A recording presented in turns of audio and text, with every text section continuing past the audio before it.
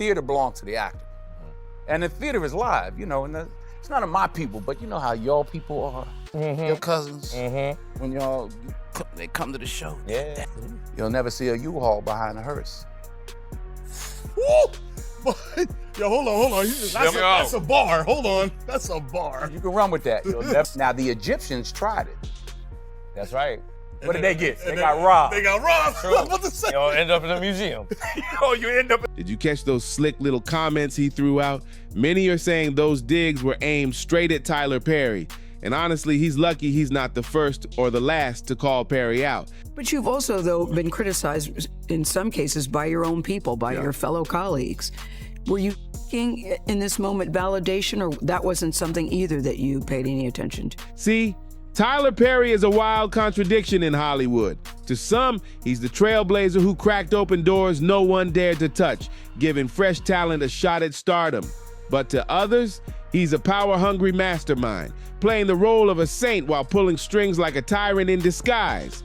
Denzel Washington, with decades of wisdom under his belt, seems to see right through Perry's polished mask. And isn't it strange, almost suspicious, that the two Hollywood giants have never teamed up on a project? That silence says a lot. Word is, Denzel may have worked hard to dodge any ties with Perry, just like so many other insiders and big corporations who learned it's safer to keep their distance. The stories about Perry's behind-the-scenes antics are endless. Whispers of mistreating his own staff, shutting out peers, and blocking opportunities just to keep his empire untouched. On the surface, he's celebrated as one of the most respected men in entertainment. But dig a little deeper, and the whispers paint him as ruthless, with one goal: stacking his already overflowing bank account. It's no wonder Denzel Washington, a man with serious principles, has never rushed to get tangled in Perry's orbit. And here's where it gets even more interesting. Their personal philosophies couldn't be more different. Denzel has always been upfront about his strong faith. He doesn't just wear it like an accessory for publicity, he lives it, breathes it, and backs it up with real action. That's why so many fans respect him. Perry, on the other hand, has been accused more than once of preaching one thing while living something completely different behind closed doors. That sharp contrast might explain exactly why Denzel never wanted to get caught up in Perry's world. And pretending to be something he's not, that's just scratching the surface when it comes to Tyler Perry.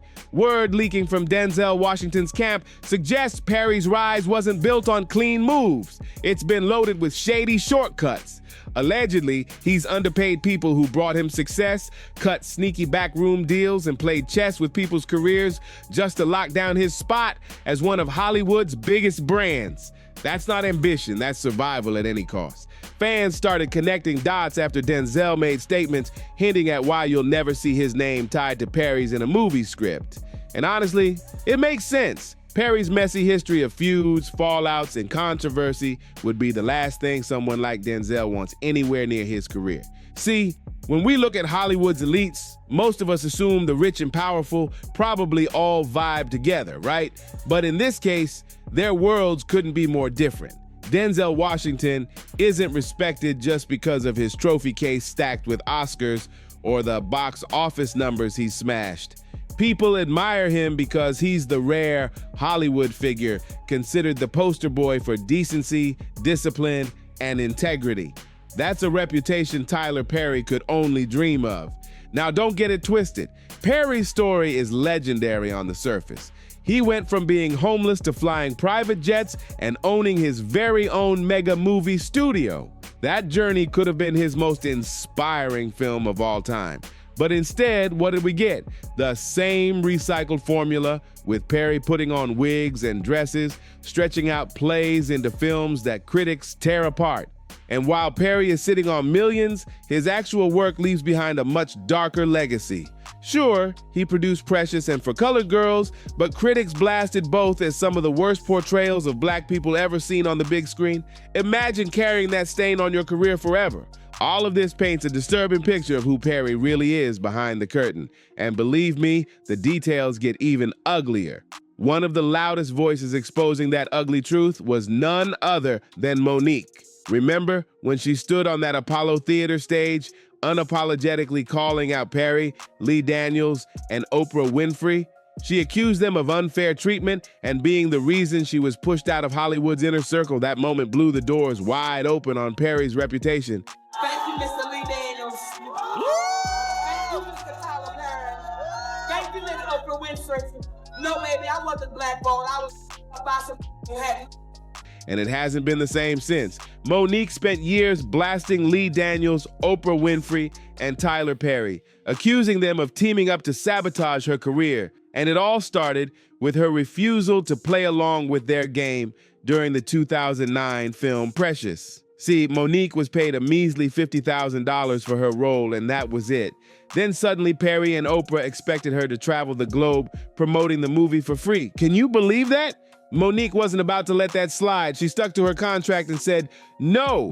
But instead of respecting her boundaries, the Hollywood power circle branded her as difficult to work with, a label that haunted her for years. And she didn't stay quiet either. Monique spilled everything, saying Tyler Perry straight up told her, "You may want to consider promoting this film because if you get nominated for an Oscar, your next film is $3 to $5 million. And if you win it, your next film is $6 to $8 million.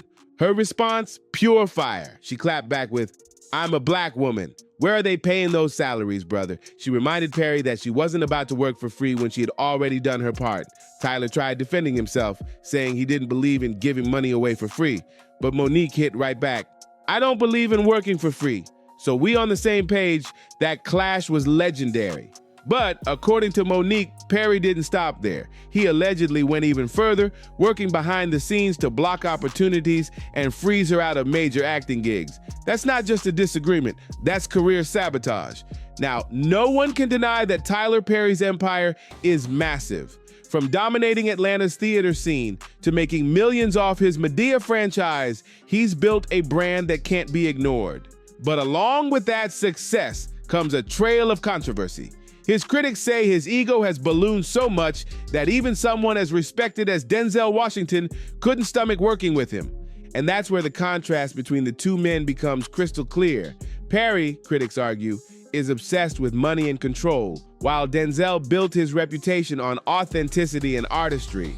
Look at the roles Denzel takes on. They're powerful, emotional, and unforgettable. His characters stay with you long after the credits roll, stirring everything from rage to heartbreak to pure admiration. Meanwhile, Perry's work often gets dismissed as repetitive, with questionable storylines that critics say do little more than cash in on stereotypes. This clash of values between the two heavyweights makes it clear. When I'm hearing all this noise, man, it was crazy because there were no black people on television. Before diversity became a thing, Tyler Perry was the only one out there for a long time. Denzel and Perry don't just walk different paths, they live in two completely different worlds. Other actors have risen to national treasure status, but Denzel Washington sits in a league of his own. Every time he takes on a new role, it's not just another movie, it's a cultural moment. The press can't get enough of him and audiences treat every release like an event.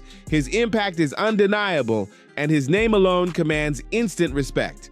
But while Denzel's star power only grows brighter, Tyler Perry keeps getting dragged for the way he portrays African Americans in his work. And one of the sharpest critics has always been Spike Lee. As one of the most influential filmmakers of his generation, Lee carved out a career telling raw, unfiltered stories like Do the Right Thing, films that shine a spotlight on racism and America's broken systems. His art forces people to think, to feel, and to confront reality, something he clearly shares in common with Denzel's approach to acting. Lee didn't mince words when it came to Perry. He argued that while artists should have the freedom to pursue their visions, Perry's projects often spread damaging stereotypes. He even labeled some of Perry's work as coonery buffoonery, a phrase that shook the industry. Each artist should be allowed to pursue the artistic endeavor. But I still think there a lot of stuff that's on today is coonery buffoonery. To Lee, Perry wasn't elevating culture, he was cashing in on caricatures that made audiences laugh at, not with black communities. And I know it's making a lot of money, breaking records, but we could do better. And the criticism doesn't stop there. Viewers have long noticed troubling casting choices in Perry's shows and films. Many have pointed out how darker-skinned actors often get boxed into villain roles, while lighter-skinned characters are framed as the heroes. That kind of pattern hasn't gone unnoticed. It sparked heated debates among fans, critics, and other creators about what message Perry is really pushing through his stories. Beautiful black woman being abused by a no-good, dark-skinned man, and then saved and rescued by the perfect light-skinned man. Even within Hollywood, more creatives are starting to weigh in, echoing Spike Lee's concerns and questioning if Perry's empire has done more harm than good for black storytelling. These conversations only widen the divide between someone like Denzel, who is praised for roles that uplift and inspire, and Perry, who continues to face backlash for roles that many say drag the culture backward. Chris Rock didn't hold back either. He publicly dragged Tyler Perry's movies for the same troubling trend, pointing out how rare it is to see kind, respectful, dark-skinned boyfriends in Perry's stories. Instead, Rock argued, Perry's films keep recycling the same stereotype: darker-skinned men cast as abusers, cheaters, or villains. To make his point, he even brought up Tupac Shakur. Rock joked, Tupac might be a political leader if he was alive, but then again, Tupac might be in a Tyler Perry movie right now, so you don't know. He might be the bad, dark-skinned boyfriend in the Tyler Perry movie. And he didn't stop there. Rock went further, saying, I would hope he's a senator, but he might be kicking Jill Scott down a flight of stairs.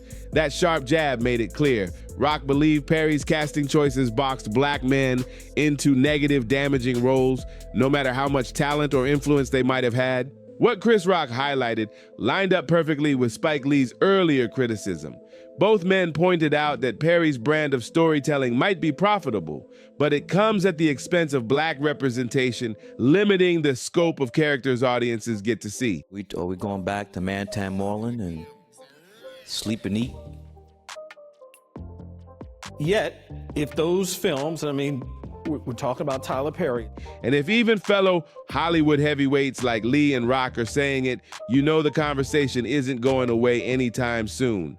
But here's where it gets even worse, because it's not just celebrities calling Perry out. Sometimes even his own target audience has had enough. One of the most brutal examples came with Perry's 2020 Netflix film, A Fall from Grace. Grace, please tell me what happened.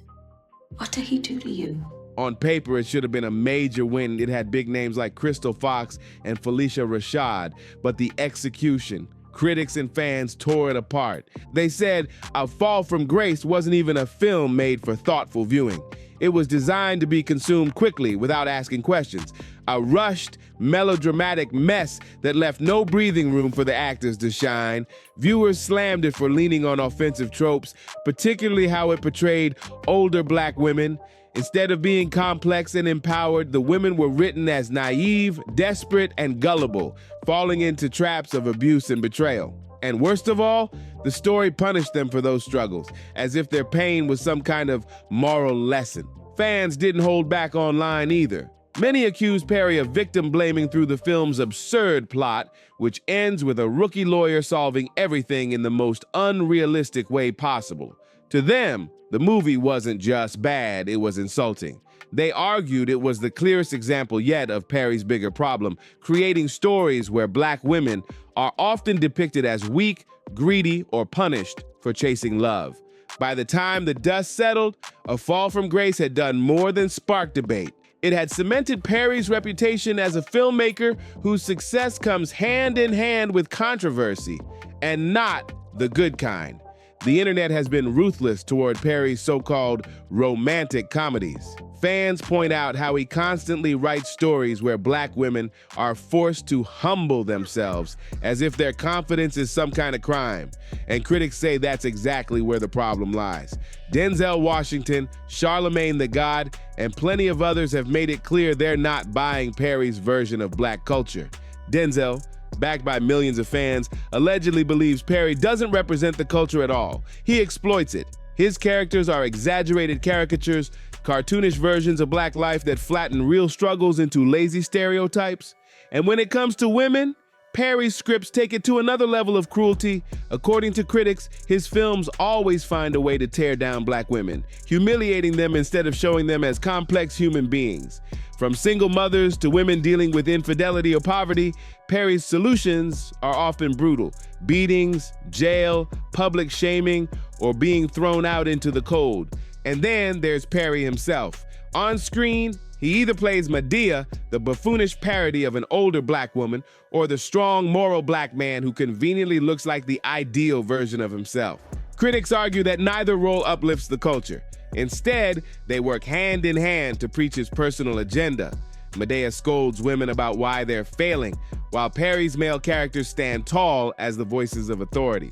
As one critic bluntly put it, Medea isn't a real black woman, she's Perry in drag, preaching his woman-shaming ideas. That's a harsh accusation, but it resonates with many who feel Perry's work pushes a patriarchal message wrapped up in comedy. But here's the kicker. This toxic approach isn't even the full story.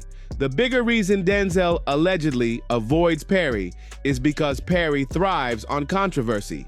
While Denzel makes careful choices to protect his image, Perry seems addicted to chaos.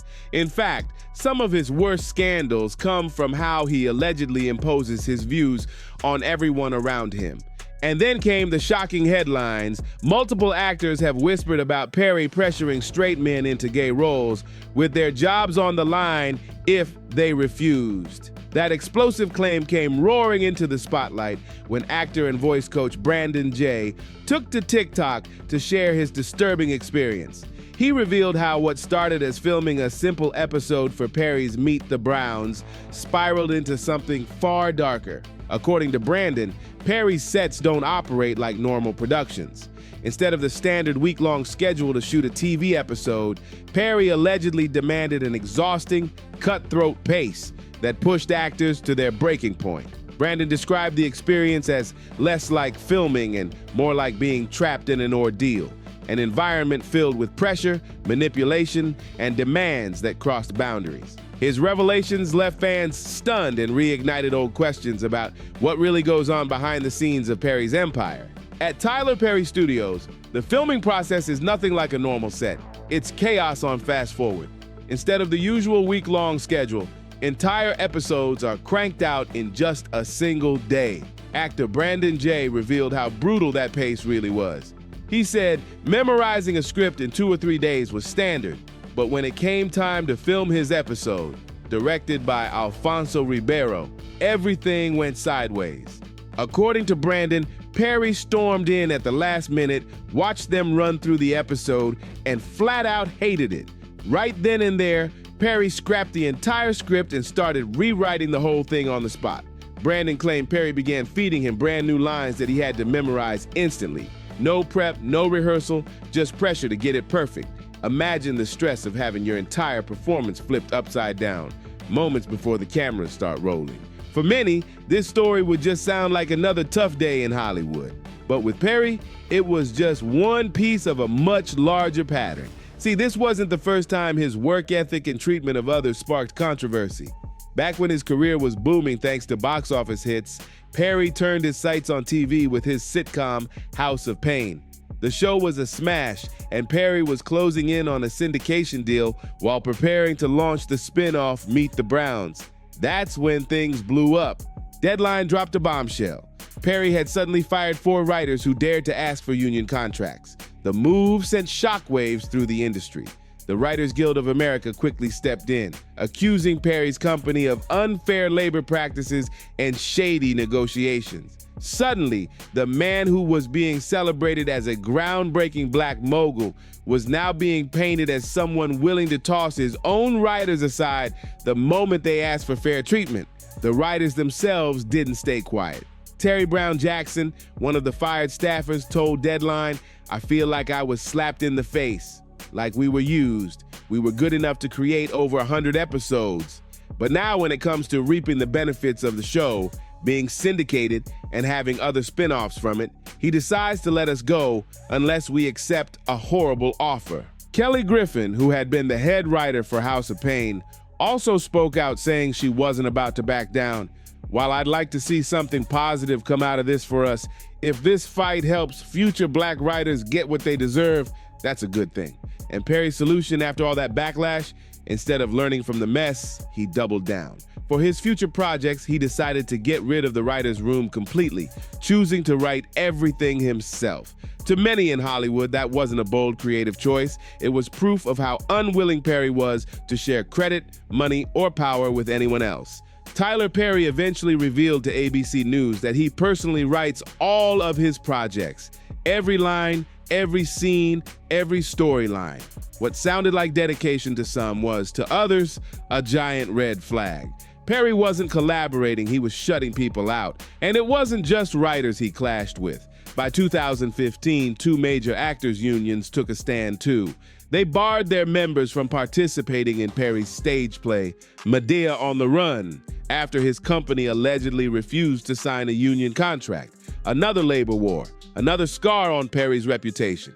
And when you think about someone like Denzel Washington, a man with strong ties to writers' guilds, a deep sense of self-respect, and a commitment to his legacy as a proud African American, it becomes crystal clear why he'd want nothing to do with Perry. Their differences go way beyond personality. It's about principle. It's about how they both choose to use their platforms. Denzel has mastered the art of making his point without even pointing fingers. Fans see it, and they've backed him up. One supporter even wrote online, "I respect every man who speaks up against anyone who uses their power to exploit others." That's a heavy statement.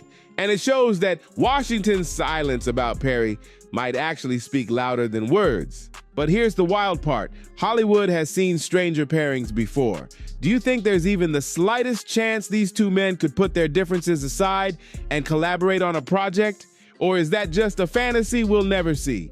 Let us know what you think down in the comments. That wraps it up for this video. Don't forget to smash that like button, share this with your friends, and subscribe so you never miss the stories that Hollywood doesn't want you to hear. See you in the next one.